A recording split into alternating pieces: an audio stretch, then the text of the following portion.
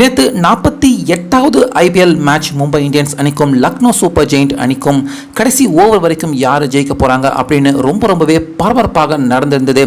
இப்படி இருக்க இந்த மேட்ச்சில் லக்னோ அணி அவங்க வெற்றி பெற்றிருந்தாலும் அவங்கள வீழ்த்தி பாயிண்ட்ஸ் டேபிளில் நம்ம சிஎஸ்கே அணிக்கு ரொம்ப பெரிய ஒரு நல்ல விஷயத்தை பார்த்தீங்கன்னா, தற்போது மும்பை இந்தியன்ஸ் அணி அவங்க இந்த ஐபிஎல்லை விட்டு அஃபிஷியலாக அவங்க வெளியேறியிருந்தாலும் நம்ம சிஎஸ்கே அணிக்கு நல்ல விஷயத்தை செஞ்சு கொடுத்துட்டு தான் மும்பை இந்தியன்ஸ் அணி அவங்க வெளியேறியிருக்காங்க.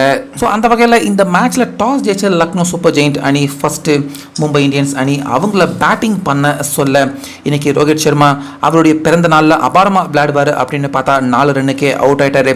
அடுத்ததாக வந்த சூரியகுமார் 10, திலக் வர்மா 7, ஹர்திக் பாண்டியா முதலாவது பந்துக்கே இன்னைக்கு டக் அவுட் ஆகி வெளியேறிட்டாரு.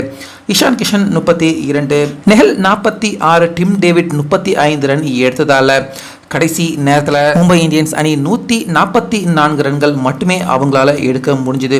இப்படி இருக்க இந்த சொற்ப ரன்னை சேசிங் செஞ்சு எடுக்கிறதுக்காக உள்ள வந்த லக்னோ சூப்பர் ஜெயிண்ட் அணி பக்கமும் அர்ஷின் அவரும் முதலாவது பந்திலேயே டக் அவுட் ஆகி வெளியேறினாரு. ஆனால் கேஎல் ராகுல் கொஞ்ச நேரம் அபாரமா விளையாண்டு 28 ரன் எடுத்து கொடுத்தாரு.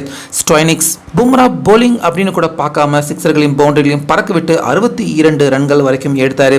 தீபக் ஹோடா 18, டர்னர் 5, ஆயுஷ் பதோனி 6, இப்படி அடுத்தடுத்து வெற்றியின் விளிம்பு வரைக்கும் வந்து கடைசி நேரத்தில் லக்னோ சூப்பர் ஜெயிண்ட் அணி போட்டுன்னு விக்கெட் இழக்க கடைசி ஓவருக்கு வெறும் 3 ரன் மட்டுமே லக்னோ அணிக்கு வெற்றியின் டார்கெட்டாக இருந்துச்சு.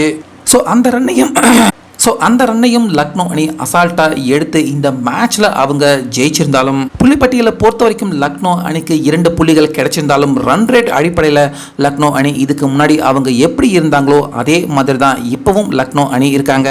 அந்த வகையில் 145 ரன்களை லக்னோ அணி அவங்க நினச்சிருந்தா கண்டிப்பாக 5 ஓவர் சீக்கிரமாகவே மேட்சை முடிச்சிருக்கலாம். ஆனால் மும்பை இந்தியன்ஸ் அணி அவங்க இந்த மேட்ச்சில் கடைசி ஓவர் வரைக்கும் இழுத்துட்டு வந்து லக்னோ அணிக்கு கணிசமான ரன் ரேட் கிடைக்காம அவங்க செஞ்சுருக்காங்க.